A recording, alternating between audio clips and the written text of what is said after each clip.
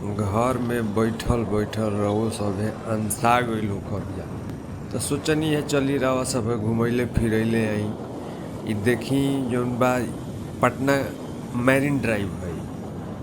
Patna marine drive रात के समय बा, अतना सुंदर लागेला। ओह, हम तो कहम कि ये खाली रवा सभे आई जाऊरू आ देखी जा, बड़ा बढ़िया लागेला। पटना मैरिन ड्राइव जौन एक जिला से दूसरका जिला के जोड़ेला, एक जिला के दूसरका जिला से जोड़ेला। आ रात में तो और बढ़िया लागेला। फुर्सत होखे तो कभी आई जा छुट्टी। हालांकि मोटरसाइकिल से आइम कोई दिक्कत नहीं। हाँ, मोटरसाइकिल से खूब रात में चलतिया। जरूरी नहीं है कि सभी भी चारे चक्का बा। हाँ, जरूरी नहीं है सभी चारे चक्का बा।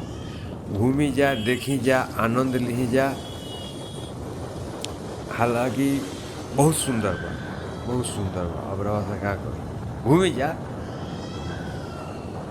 तो कहब कि जब टाइम लागे कबो से जा सकते नहीं, कबो जा सकते नहीं, रात दिन कबो हूँ देखी।